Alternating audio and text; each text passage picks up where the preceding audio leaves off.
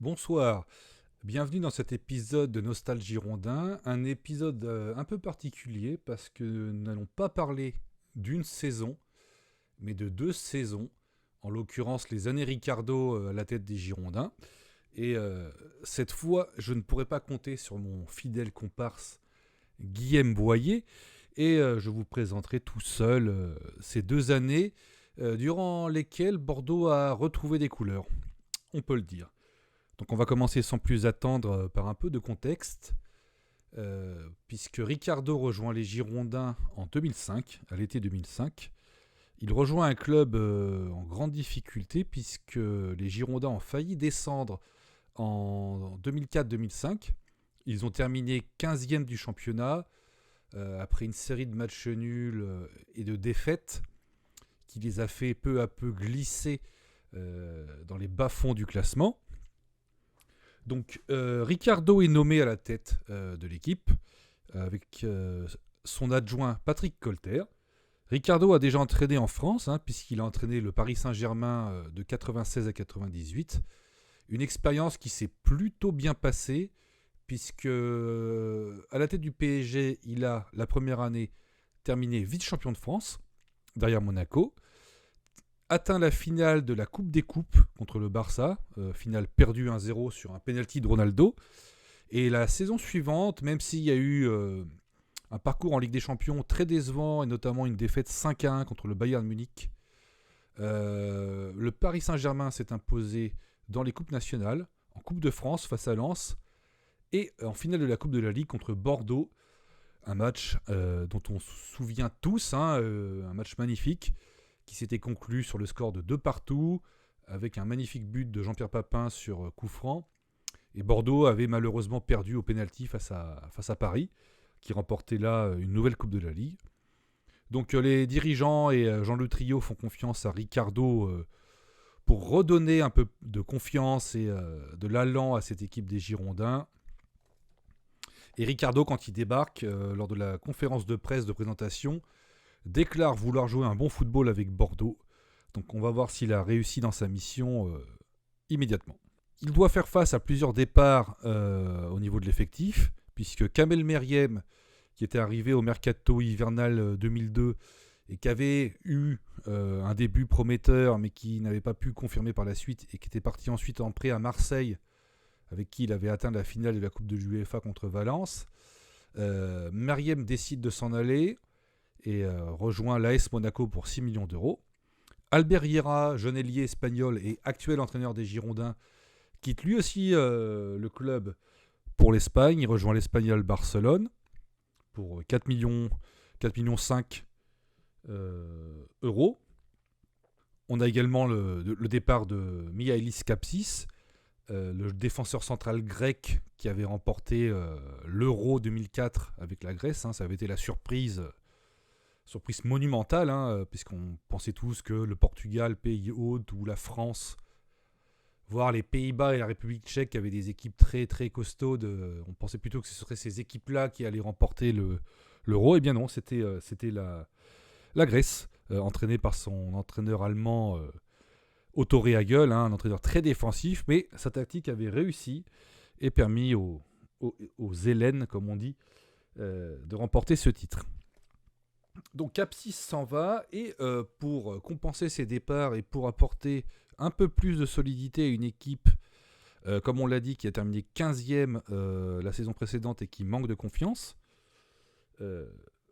Ricardo décide de renforcer tout d'abord le milieu de terrain en faisant venir Fernando Menegazzo. Alors Fernando Menegazzo, en 2005, je ne vous cache pas que c'était un illustre inconnu. On sait juste qu'il a joué en Italie, en Europe. Donc ce ne sera pas sa première expérience en Europe. Il a joué à Ancône et à Modène. Il est assisté au rayon arrivé. Il est rejoint par Vladimir Smisser. Alors Vladimir Smisser est un joueur plus connu. C'est un joueur qui a joué à Lens, avec qui il a remporté le titre en 98. Et en 2005, Smisser est également champion d'Europe, puisqu'il a participé à l'incroyable finale entre Liverpool et le Milan AC, qui a vu les Reds remporter une nouvelle Ligue des Champions, après avoir été mené 3-0 à la mi-temps. Et Smisser, justement, a marqué le deuxième but de son équipe et permis ce retour du diable Vauvert. Donc le Tchèque vient apporter de l'expérience et une touche de technique au milieu de terrain. Il est ensuite rejoint par Bruno Chéroux. Alors Bruno Chéroux qui avait été prêté la saison précédente à Marseille, mais qui appartenait à Liverpool. Donc Bruno Chéroux, l'ancien Lillois, est prêté aux Girondins et viendra apporter aussi sa patte gauche et son expérience au milieu de terrain. On a également l'arrivée d'un jeune milieu de terrain, ailier droit, Alejandro Alonso, qui jouait en Division 2 Argentine. Donc c'est un peu une inconnue, on ne sait pas trop quoi penser de cette arrivée. Est-ce que le joueur sera à la hauteur des Girondins et à la hauteur de la Ligue 1 ? Nous en saurons plus prochainement. Edixon Perea, surnommé le Pitbull, nous vient lui de Cali, en Colombie. Donc c'est un attaquant avec une bonne réputation, un buteur, précédé d'une flatteuse réputation. Et à la toute fin du mercato, les Girondins vont frapper un grand coup. Ah pardon, j'ai oublié de préciser qu'Enrique, jeune défenseur de Flamengo que Ricardo a eu sous ses ordres précédemment, rejoint également le club. C'est un défenseur un peu qui va, comme on a dit à l'époque, terminer sa formation en début de saison, parce qu'il n'est pas encore au point pour le plus haut niveau. Mais Ricardo lui fait confiance parce qu'il l'a connu à Flamengo et il sait de quoi il est capable. Et donc, comme je disais, en fin de mercato, les Girondins vont enregistrer l'arrivée d'une star, on peut le dire, une vraie star, puisque Denilson, ailier gauche du Virevoltan brésilien, plus gros transfert de l'année 98, lorsqu'il avait quitté le Brésil pour rejoindre le Betis Séville. Donc Denilson, champion du monde en 2002, rejoint déjà l'armada brésilienne des Girondins, parce que là, c'est sacrément élargi, avec Fernando Henrique, et avec Denilson également. Donc c'est comme on peut s'y attendre, l'arrivée de Denilson fait les gros titres. Je me souviens que j'avais acheté l'équipe le lendemain de son arrivée et c'était en première page. Donc voilà, on a avec ses arrivées un peu plus d'espoir pour cette nouvelle saison, puisqu'il va falloir rattraper la saison précédente où Bordeaux a vraiment échappé de peu à la relégation. La saison 2003-2004 n'avait pas été terrible non plus, puisque Bordeaux avait terminé 12e, Élie Baup avait quitté le club, il avait été remplacé par Michel Pavon, et Michel Pavon avait entraîné l'équipe jusqu'à la fin de saison 2004-2005, où il avait pris du recul en raison de soucis de santé. C'était Éric Bédoué qui avait assuré l'intérim sur les derniers matchs de la saison. Donc voilà, Ricardo lui vient pour relancer cette équipe, solidifier l'équipe comme je l'ai dit, solidifier la défense et redonner confiance aux Girondins. Donc ce qu'il va faire, c'est qu'il va adopter un schéma plutôt défensif, défensif non, parce que c'est un 4-4-2 et qui peut donner lieu à des attaques et un jeu plus offensif qu'on pourrait le penser, mais lui, ce qu'il veut, c'est vraiment solidifier cette équipe, que l'équipe ne prenne pas de risques, qu'elle soit solide et qu'elle fasse circuler le ballon sans prendre trop de risques. Et ensuite, ce sera les joueurs offensifs ou grâce aux montées des latéraux qui amèneront le danger sur le but adverse. Donc voilà, on retrouve dans les buts Ulrich Ramé qui va être le gardien pendant cette saison. Une défense assez classique avec Djemali à droite, Jurietti à gauche, Planus dans l'axe et Kodjo Afanou. Kodjo Afanou qui va bien revenir lors de cette première partie de saison, qui fera des performances extrêmement intéressantes.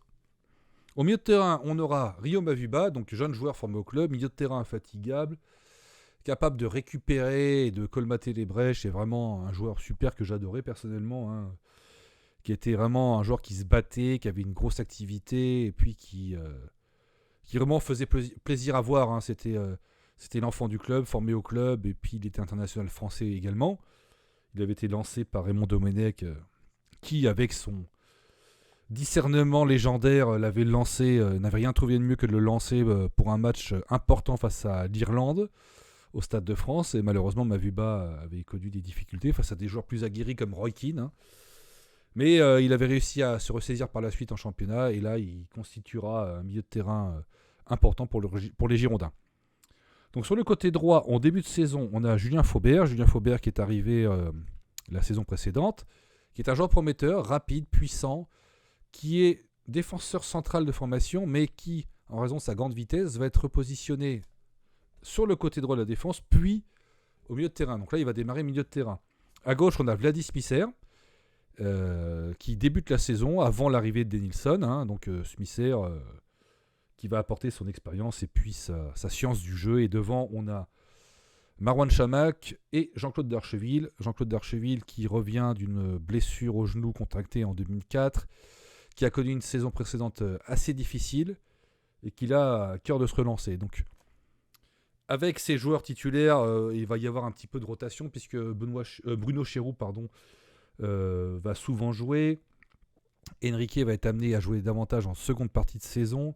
Denilson, même s'il va connaître des débuts et un automne et un hiver assez difficiles parce qu'il arrive à court de compétition, il a été blessé au Betis et il va avoir un peu de mal à rentrer dans l'équipe, mais sur la deuxième partie de saison, on verra qu'il va bien se rattraper.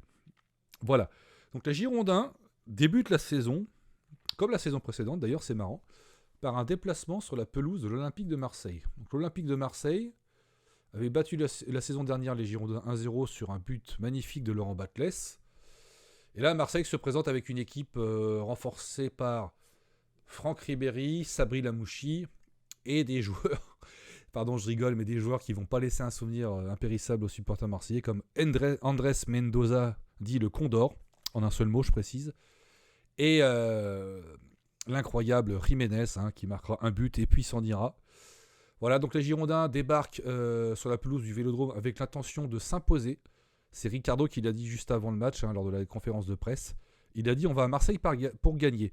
Et ça, ne serait-ce qu'au niveau du discours, ça tranche avec les discours un petit peu défaitistes de Michel Pavon, qui, je me souviens, la saison précédente, avait entamé un déplacement à Lyon en disant si on perd, c'est normal.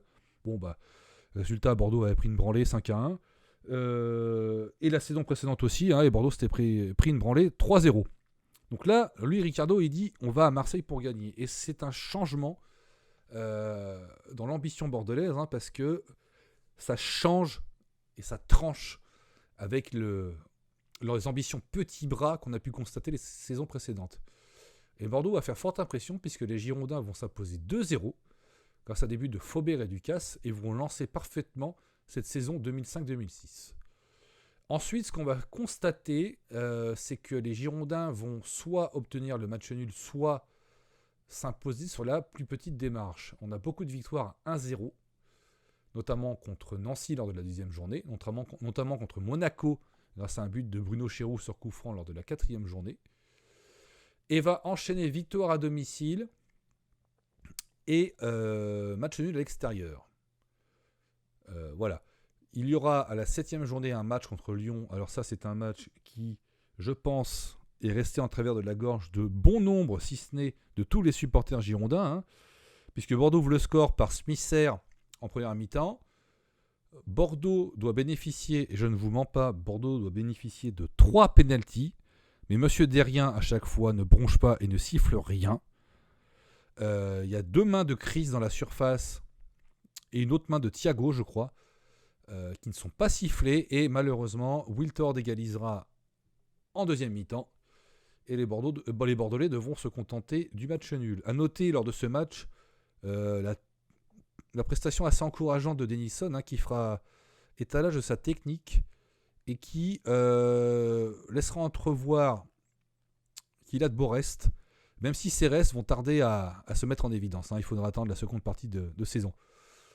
Donc ensuite, Bordeaux va, comme je l'ai dit, enchaîner victoire et match nul, jusqu'à la victoire à domicile et match nul à l'extérieur. Si on accepte une défaite 1-0 à Auxerre lors de la 3e journée, Bordeaux va enchaîner ses résultats jusqu'à la 8e journée. Puis, la 10e journée, Bordeaux va s'imposer 1-0 à Metz,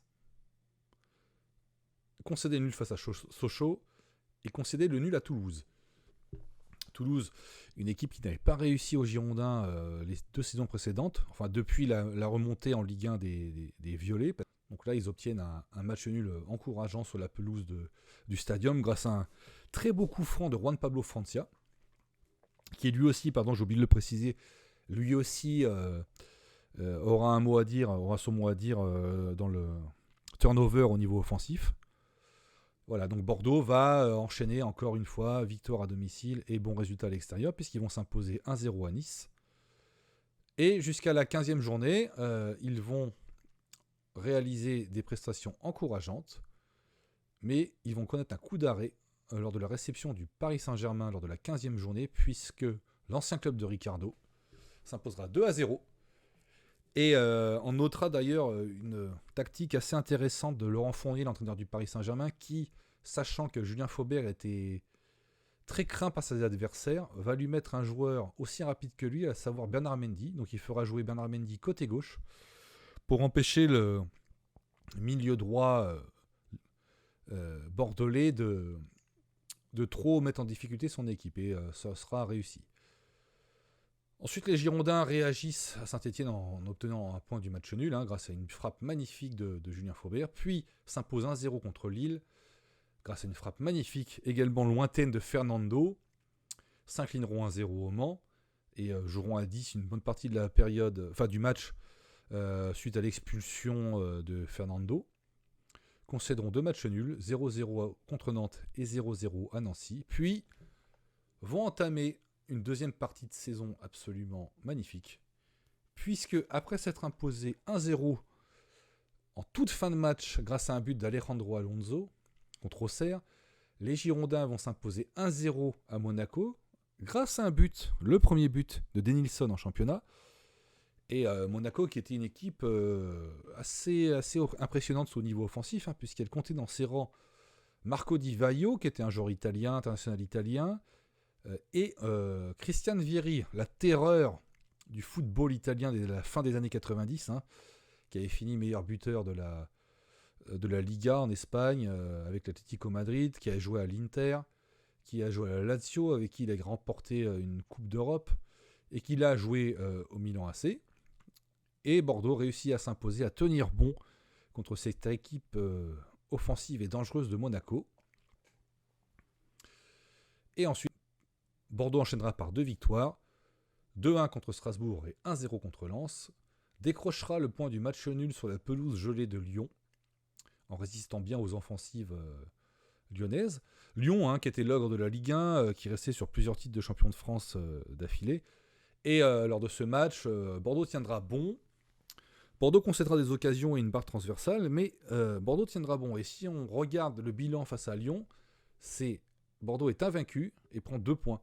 Alors qu'à l'issue des saisons précédentes, c'était pas trop le cas, puisque on se ramassait souvent une raclée là-bas et on perdait à domicile. Donc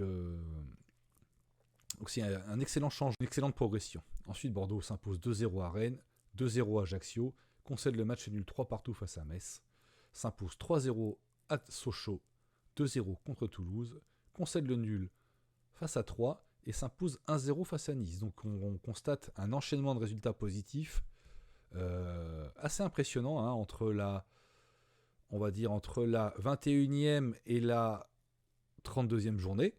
Puis Bordeaux s'inclinera à nouveau contre le Paris Saint-Germain sur un triplé de Paoletta qui était en feu contre nous. Et malgré le but d'Edickson Perea, Bordeaux sera contraint de concéder une défaite qui marquera un coup d'arrêt dans leur série de victoires et de matchs nuls. Ensuite, Bordeaux réalisera un match nul 0-0. Un match nul dans tous les sens du terme. C'était un match ennuyeux au possible. Je me souviens, j'y étais. Ça nous a permis de saluer le retour de Bruno Basto sur la pelouse de l'Escure. Puis s'inclinera 3-2 à Lille après une entame de match complètement ratée. Et ensuite, Bordeaux qui occupe la tête du classement, puisque les Girondins sont 2e. Bordeaux va consolider cette 2e place en réalisant un match nul 2-2 contre Le Mans, en s'imposant 1-0 à Nantes, et en décrochant un match nul inespéré non, mais en toute fin de match grâce à un but de Fernando, un match nul qui prive les Marseillais de la qualification en Coupe d'Europe et qui permet justement aux Girondins de se qualifier pour la Ligue des Champions en terminant 2e. Donc à l'issue de cette première saison, on constatera que Bordeaux même s'ils ne sont pas flamboyants au niveau offensif, ils font preuve de réalisme. Ils font également preuve d'une grande assise défensive. Ils font preuve d'une grande solidité au niveau défensif. Puisque si on regarde les chiffres, les Girondins font partie des meilleures défenses du championnat. Hein. Il suffit de voir que le club n'a encaissé que 25 buts. Et 25 buts, c'est même la meilleure défense du championnat. Ils ont marqué que 43 buts. Donc avec une différence de plus 18. 43 buts en 38 journées, vous allez me dire que c'est peu. Mais ça permet au club de terminer la saison avec 69 points. 15 points derrière Lyon. Hein. Lyon qui était vraiment... franchement injouable à cette époque-là. Et malgré ça, on a réussi à obtenir 2 matchs nuls contre eux. Lyon qui finit avec 84 points et une différence de but de plus 42, hein, grâce à 73 buts inscrits, mais 31 buts concédés. Donc voilà, donc Bordeaux obtient 18 victoires, concède 15 fois le match nul, concède que 5 petites défaites. Donc c'est vraiment... L'objectif est vraiment atteint pour Ricardo, qui voulait solidifier cette équipe et lui rapporter de la confiance. Donc, nouvelle donne au mercato estival 2006. Bordeaux doit jouer la Ligue des Champions, donc Bordeaux doit se renforcer. Et Bordeaux fait face à plusieurs inconnus, hein, parce que le club essaie de retenir Denilson, qui a réalisé une bonne deuxième partie de saison. Et lui, Denilson, je pense qu'il avait pas trop envie de rester à ce moment-là, bien qu'il affirmera plus tard que c'était un regret et qu'il aurait dû rester à Bordeaux. Lui décide de s'envoler ailleurs, hein, et je crois qu'il s'envolera pour le Qatar ou les Émirats Arabes Unis, je ne sais plus, ou l'Arabie Saoudite, je ne sais plus, mais il privilégiera le salaire au challenge sportif, donc ce sera dommage. Mais Bordeaux va recruter Johan Mikou en frappant fort sur le marché des transferts, hein, parce que Johan Mikou, c'était le meneur de jeu du Werder de Brême, champion d'Allemagne en 2004, vainqueur de la Coupe d'Allemagne en 2004. Il a été élu aussi meilleur joueur du championnat. Il faisait partie d'un Werder de Brême ultra offensif entraîné par Thomas Schaff. Et voilà, et donc Johan Mikou revient à Bordeaux après y avoir passé 4 années entre 96 et 2000. Donc ça, c'est super. Un recrutement vraiment, je ne vais pas dire clinquant, mais important, hein, parce que Johan Mikou va coûter cher, que ce soit en niveau d'indemnité de transfert ou du salaire. Et je pense que cette arrivée va un peu bloquer le mercato des Girondins par la suite, parce que le mercato va être assez bizarre. Bordeaux va entamer la saison avec le seul Mikou comme recrue, et par la suite suite au refus de Néné, donc le Néné qui joue en Espagne et qui a été le joueur qui a joué à Monaco et au PSG aussi. Néné ne voudra pas venir. On a aussi parlé de Daniel Carvalho. Daniel Carvalho, c'était un joueur, un ailier gauche brésilien qui jouait en Russie au CSKA à Moscou, hein, et qui était un super joueur international brésilien. Mais lui, c'est pareil, il ne voudra pas venir. Ou peut-être qu'il voulait venir, mais peut-être aussi que Bordeaux ne pouvait pas s'aligner sur ses prétentions salariales et sur le montant de transfert à verser au CSKA Moscou. Donc Bordeaux cherche un spécialiste du couloir gauche, justement pour animer les attaques bordelaises. Donc on va parler également de Juan Pablo Sorin, hein, qui jouait à Villarreal à l'époque, qui avait joué au Paris Saint-Germain, qui était un bon joueur, bon petit joueur avec un bon pied gauche, hein, mais qui ne viendra pas. Et Ricardo va jeter son dévolu sur Wendel. Wendel qui est pareil comme Fernando, un inconnu des supporters girondins. Ricardo l'a eu avec la sélection olympique brésilienne, comme Fernando d'ailleurs. Fernando, je ne l'ai pas précisé, qui a fait une super saison, hein, 2005-2006. Il a marqué pas mal de buts et il a servi de lien entre la défense et l'attaque. Et voilà, il a vraiment fait des super performances au poste de milieu défensif aux côtés de Rio Mavuba. Et on constatera aussi que son émergence provoque la mise à l'écart, enfin la mise sur le banc de touche de Bruno Chéroux, qui ne sera pas conservé lui. Hein. D'ailleurs, il le regrettera et il aura des déclarations par la suite lors de la saison 2006-2007 où il dira que il a une petite dent contre les dirigeants girondins, hein, qui ne l'ont pas conservé. Donc Wendel débarque. Il débarque en fin de mercato. Avant lui, le club a recruté Stéphane Dalmat. Alors ça aussi, c'est bizarre parce que Stéphane Dalmat, il est pas forcément sur la pente ascendante. Hein. Il a évolué dans des grands clubs comme Marseille, Paris, l'Inter, Tottenham Et là, il évoluait, après une pige à Toulouse, il évoluait au Racing Santander en Espagne. Et pareil, il n'est pas titulaire indiscutable. Il a quoi, une quinzaine de matchs sous la ceinture à chaque fois. Et on a l'impression qu'il démarre bien et qu'il a du mal à confirmer. Donc, je pense que Ricciardo a voulu le recruter parce qu'il avait un bon souvenir de lui quand il entraînait Paris Saint-Germain. Sauf que quand ce souvenir remonte à 98, hein, donc là on est en 2006, donc c'était il y a 8 ans. Donc est-ce que l'arrivée de Dalmat, va confirmer la confiance, enfin rendre la confiance que Ricciardo a placée en lui? Pas sûr, hein, c'est loin d'être sûr. Donc il y a Dalmat qui rejoint le club, il y a également Joseph Enakarir qui était un défenseur central nigérian qui jouait au CSK, qui jouait au Sporting Lisbonne et qui avait atteint la finale de la Coupe de l'UEFA en 2005 avec le Sporting Lisbonne face justement au CSK à Moscou de Wagner Love et de Daniel Carvalho dont on a parlé tout à l'heure. Donc voilà, donc un recrutement qui fait peser quelques incertitudes parce qu'on n'est pas sûr du niveau de ces joueurs.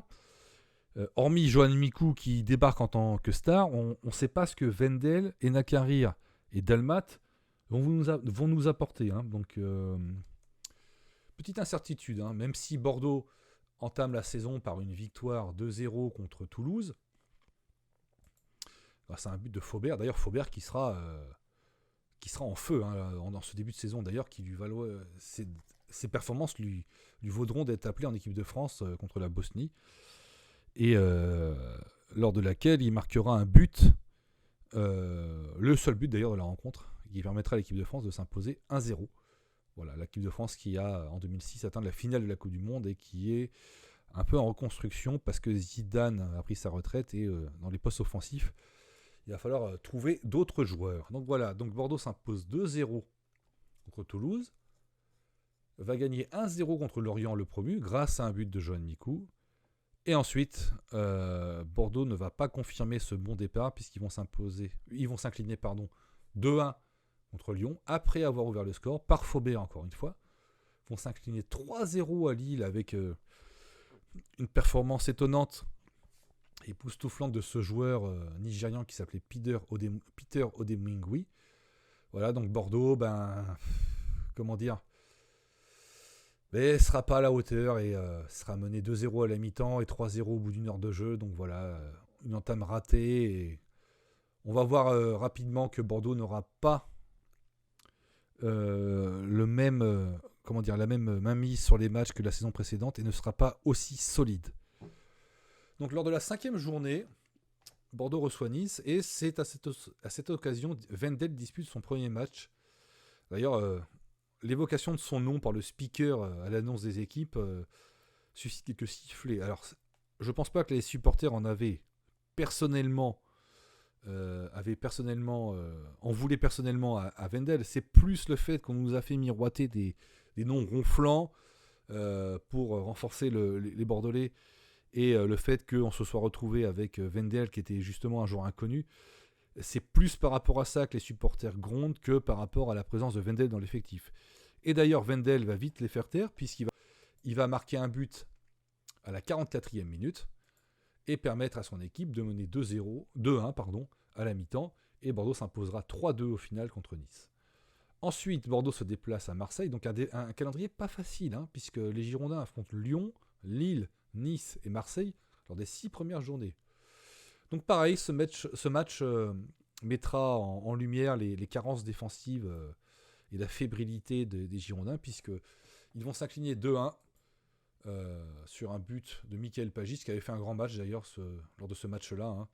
Et c'est Marouane Chamakh sur penalty qui réduira l'écart, après que Bordeaux ait été mené 2-1, donc grâce à des buts de Pagis et de Théo. Ensuite, Bordeaux se reprendra en gagnant 2-1 contre 3, puis s'inclinera à Valenciennes, puis va s'imposer à domicile face à Monaco, puis va s'incliner à l'extérieur contre Sochaux. Et Bordeaux va enchaîner ce type de performance jusqu'à la 14e journée, donc victoire à domicile, défaite à l'extérieur. Et lors d'un déplacement sur la pelouse du Parc, Wendel d'une frappe magnifique et Lasland suite à un excellent débordement de Gabriel Obertan. Gabriel Obertan qui était un jeune joueur, un ailier virevoltant, technique, avec un peu de mal dans la finition et la conclusion de ses actions, mais qui là délivrera une superbe passe à la slante. Bordeaux va s'imposer 2-0. Donc on se dit qu'avec ce résultat et cette performance que Bordeaux va repartir au classement, puisqu'en plus Bordeaux va s'imposer 1-0 contre Saint-Etienne sur un but d'Alejandro Alonso. Mais patatras, 16e journée, Bordeaux s'incline 3-0 à Lens. Journée suivante, Bordeaux s'incline 2-1 contre Rennes. Et ensuite, fait nul à Nantes, s'impose sur la plus petite démarche contre Le Mans, fait match nul contre Lorient. Et atteint la trêve avec un classement mais pas terrible, pas conforme aux ambitions du club. Et les Girondins, et par l'intermédiaire de leurs dirigeants, décident de renforcer l'équipe. On pourrait se dire qu'il faudrait renforcer l'équipe au niveau défensif, vu les carences affichées dans le secteur. Eh bien non, puisque les Girondins vont recruter Jussier, l'ailier, meneur de jeu, attaquant du RC Lens, et Fernando Cavenaghi. Fernando Cavenaghi, qui est un attaquant, un avant-centre argentin, que tous les amateurs de Football Manager connaissent, parce que c'était une terreur dans le jeu. Et puis même, c'était une terreur tout court, puisqu'à River Plate, il était très bon, il a été convoité par des grosses écuries européennes. Mais il avait décidé il n'avait pas privilégié le challenge sportif, et plutôt le challenge financier. Il avait décidé de s'engager avec le Spartak Moscou. Voilà, donc il réussira pas de grandes choses avec le Spartak. Et les Girondins vont réussir à l'arracher sa signature pour 7 millions d'euros en fin de mercato. Et malheureusement pour nous, supporters, Cavenaghi débarquera à Bordeaux avec un non bon point certain. Il sera hors de forme. Et il faudra vraiment attendre 1 an avant qu'il redevienne le Cavenaghi qu'on a connu en Argentine. Donc il va marquer 2 buts sur cette deuxième partie de saison, mais il n'aura pas l'influence qui sera la sienne par la suite. Donc voilà, Bordeaux navigue entre le ventre mou et les places européennes pendant cette première partie de saison. Qu'en sera-t-il lors de cette deuxième partie de saison ? Ce sera un peu la même chose. Même s'ils vont s'imposer 2-1 à Lyon grâce à des buts de Mikou et du revenant Francia, ils vont s'incliner ensuite contre Lille, s'incliner à Nice, puis consolider l'invincibilité face à Marseille à domicile en s'imposant 1-0 sur un but de Julien Faubert, perdre à 3, gagner contre Valenciennes, faire match nul à Monaco, gagner contre Sochaux avec un but de Cavenaghi, faire match nul à Sedan, s'imposer 3-0 contre Nancy avec un nouveau but de Cavenaghi, puis peu à peu se rapprocher des places européennes et se rapprocher des places qualificatives pour la Ligue des Champions. Grâce à des matchs nuls obtenus contre Auxerre et le Paris Saint-Germain, et une victoire obtenue à Saint-Etienne. Oui, Ricardo était passé avec un schéma de jeu un peu plus offensif. Il faisait reculer Mikou à côté de Fernando. Et il mettait Wendel à gauche et Jussier à droite. Et Faubert reculé au poste de défenseur droit. Et Chamac et Darcheville étaient chargés de convertir les occasions. Et grâce à cette organisation un peu plus offensive, Bordeaux va obtenir des bons résultats puisqu'ils vont donc s'imposer 2-0 à Saint-Etienne, gagner 1-0 contre Lens, faire match nul à Rennes, même si Mikou mettra 2 frappes sur le poteau, perdre malheureusement contre Nantes. Bordeaux est 3e à cette époque-là. Perdre 1-0 malgré un penalty raté, malgré un penalty obtenu mais qui sera raté par Fernando. Faire malheureusement match nul 1-1 au Mans et s'incliner 3-1 à Toulouse à l'occasion d'un match horrible pour tous les supporters girondins. Puisque si Bordeaux gagnait, Bordeaux pouvait se qualifier pour une place pour les barrages de la Ligue des Champions. Malheureusement, et malgré l'ouverture du score de Wendel sur coup franc, Johan Elmander, l'attaquant suédois de Toulouse, réalisera un triplé qui permettra au club toulousain de s'imposer 3-1 et de se qualifier à la surprise générale pour les barrages de la Ligue des Champions. Et Bordeaux, de son côté, terminera 6e. Donc un championnat, je ne vais pas dire décevant, parce que c'est l'irrégularité du club qui ne lui permet pas de viser plus haut et de se qualifier pour la Ligue des Champions. Et malgré les bons résultats obtenus en fin de saison, je pense que c'est l'irrégularité du début de saison et de la première partie de saison qui mettent Bordeaux dans cette situation. Je ne pense pas que ce soit la défaite à Toulouse en elle-même. Et cette irrégularité s'explique par le fait que les recrues ne sont pas arrivées pour le début du championnat, mais en fin de mercato estival, donc après un mois de compétition. Il y a des recrues qui sont également arrivées au mercato hivernal, ce qui n'est pas l'idéal, parce qu'il faut qu'elles s'intègrent. Donc, ces incertitudes sur l'effectif n'ont pas joué en faveur des Girondins. Il y a des joueurs qui sont un peu en méforme. Par exemple, Fernando n'a pas le rayonnement de la saison précédente. Et la défense n'est pas aussi solide que précédemment. Donc voilà, c'est ça qui explique cette 6e place des Girondins, qui constitue une déception, c'est sûr, par rapport à la 2e place de la saison précédente. Mais les Girondins vont nous surprendre ailleurs. Puisque, en Coupe de la Ligue, ils vont réussir l'exploit de battre Lyon 1-0 sur un but d'Enrique, sur une tête d'Enrique inscrite en fin de match.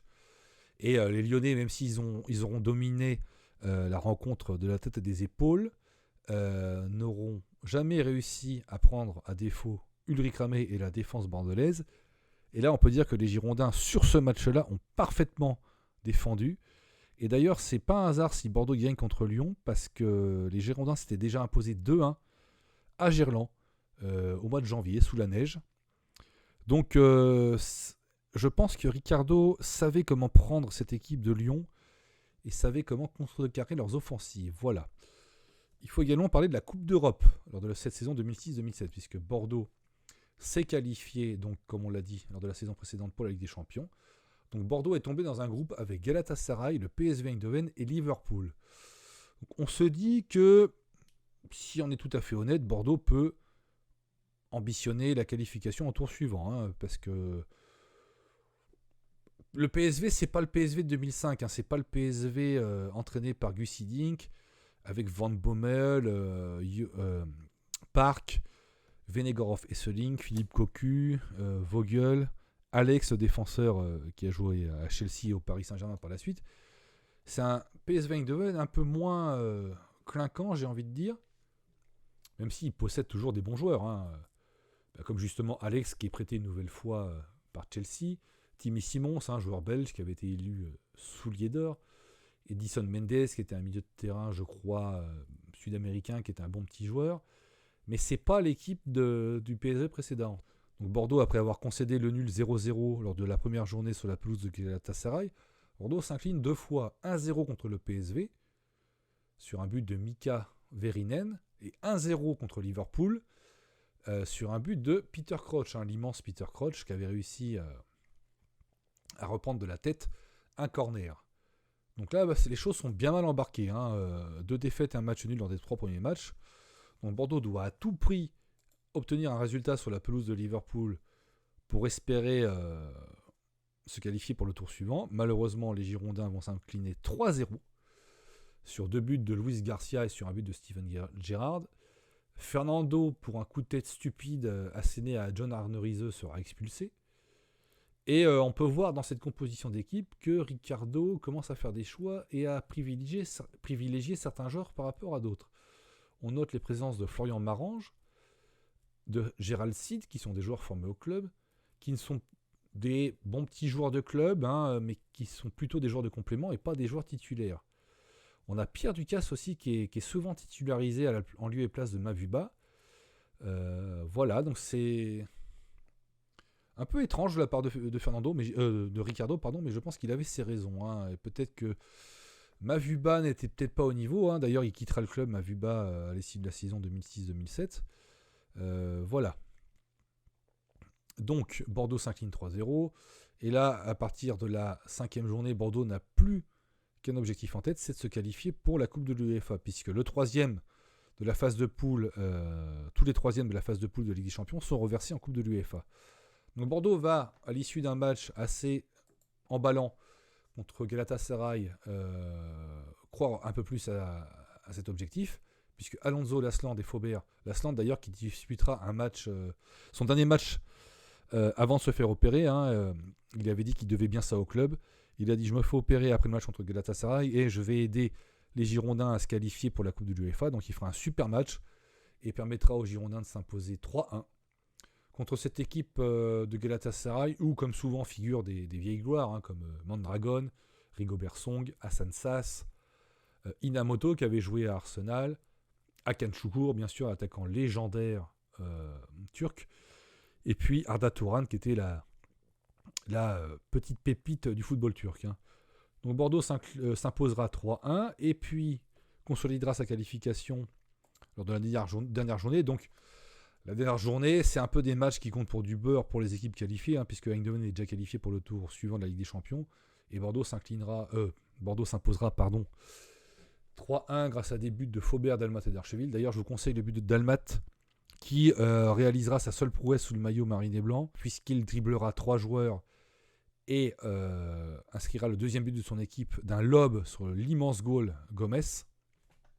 Voilà, donc Bordeaux se qualifie pour la Coupe de l'UEFA. Donc ce sera vite réglé, puisque en 16e de finale, Bordeaux accueille Osasuna, l'équipe de Pampelune, qui débarquera avec plusieurs milliers de supporters à Bordeaux, qui sera soutenu par une armada, une colonie basque assez impressionnante. Donc 0-0 au match aller, lors d'un match ennuyeux au possible. Et 1-0 pour les Basques au match retour grâce à un but de Walter Pandiani. Eh bien pas du tout, c'est Javad Nekounam, mais il me semblait que c'était Pandiani. Donc peut-être que j'ai raison, peut-être que j'ai tort. Comme dirait Roland Courbis, peut-être que j'ai tort, mais peut-être que j'ai raison aussi. Mais dans ma tête, il me semblait que c'était Pandiani. Bref, quoi qu'il en soit, Bordeaux s'inclinera contre cette équipe sans grand génie, mais solide d'Osasuna et dira adieu à la Coupe d'Europe en 16e de finale. Donc que retenir du passage de Ricardo à Bordeaux? Eh bien c'est simple, Ricardo va justement, lors de la première saison, solidifier l'équipe, redonner confiance à une équipe qui en manquait cruellement, et lors de sa deuxième saison, remporter une Coupe de la Ligue face à l'Ogre lyonnais. Donc Ricardo réalise exactement ce qu'il a réussi avec le PSG entre 96 et 98, c'est-à-dire terminer vice-champion de France lors de la première saison et remporter un trophée la saison d'après. Donc on peut dire qu'on peut nourrir quelques regrets sur cette saison et notamment sur la gestion du mercato estival 2006, parce que si Bordeaux démarre avec des recrues intégrées et des recrues avant le coup d'envoi du championnat, je pense que Bordeaux peut mieux s'en sortir. Mais c'est souvent le cas des clubs qui travaillent pas bien, parce que je pense qu'on ne travaille pas bien si on n'anticipe pas en amont les recrues d'un club et si on ne fait pas venir les joueurs avant le coup d'envoi du championnat. J'ai 2 exemples à ce sujet. En 98-99, Bordeaux boucle son mercato avant le coup d'envoi du championnat. Bordeaux est champion. La saison précédente, Bordeaux boucle, si on accepte l'arrivée de Denison qui ressemblait plus à un coup qu'à une volonté et à un besoin réel. Bordeaux a tous ses joueurs en début de championnat et Bordeaux termine 2e. Sous Laurent Blanc, 2007-2008, Bordeaux boucle son mercato avant le coup d'envoi du championnat. Bordeaux termine 2e. La saison d'après, 2008-2009, Bordeaux également a tous ses joueurs à disposition avant le coup d'envoi du championnat et Bordeaux termine champion. Et on constatera qu'à chaque fois que les Girondins sont obligés de recruter en fin de mercato, comme ça a été le cas en 99-2000, comme c'était le cas en 2000-2001, comme c'était le cas cette saison-là, donc 2006-2007, Bordeaux ne réussit pas une bonne saison.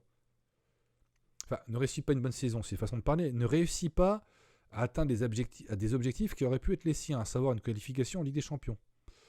Voilà, parce qu'un mercato, ça s'anticipe, un mercato, ça se prépare en amont, et pour que l'équipe ait le plus de chances de réaliser une bonne saison, il faut que les joueurs soient prêts dès le coup d'envoi du championnat. Et c'est pas en recrutant des joueurs en fin de mercato, c'est pas en recrutant des joueurs au mercato hivernal, parce que le mercato hivernal illustre justement le mauvais mercato estival. Si on prend des joueurs au mercato hivernal, les joueurs qu'on a pris au mercato estival, ça veut dire qu'ils n'étaient pas à la hauteur, ou qu'il y a eu des manquements. Donc voilà, donc il faut à tout prix prendre des joueurs avant le coup d'envoi du championnat. Je sais que ça paraît facile à dire, mais avec du travail, de l'anticipation et des négociations menées en fin de saison ou en milieu de saison précédente, ça peut être faisable. Voilà. Donc revenons à Ricardo. Ricardo donc, a solidifié l'équipe lors de la première saison, lui a donné confiance en remportant, en obtenant la 2e place du championnat, et même si l'équipe a fait preuve d'une grande irrégularité lors de la 2e saison, Bordeaux remporte un trophée contre une équipe imbattable, puisque Lyon, comme on l'a dit, a terminé avec 15 points d'avance sur Bordeaux lors de la saison 2005-2006 et lors de la saison 2006-2007. Je rigole parce que je vois les chiffres, c'est absurde. Lyon finit avec 24 points d'avance sur Bordeaux, qui finira 6e, et 17 sur le second, Marseille. Voilà. Donc si on regarde les chiffres, Bordeaux a certes marqué 39 buts, donc ça fait un tout petit peu plus d'un but par match, et concède 35 buts. Ça fait 10 de plus que la saison précédente, et ça fait pratiquement un but par match, donc c'est pas possible. Mais il faut préciser également que Ricardo va faire venir des joueurs qui vont servir de base au Bordeaux de Laurent Blanc. Je pense notamment à Wendel, à Fernando, à Enrique dans une moindre mesure. Chamac va prendre du galon sous l'influence de Ricardo.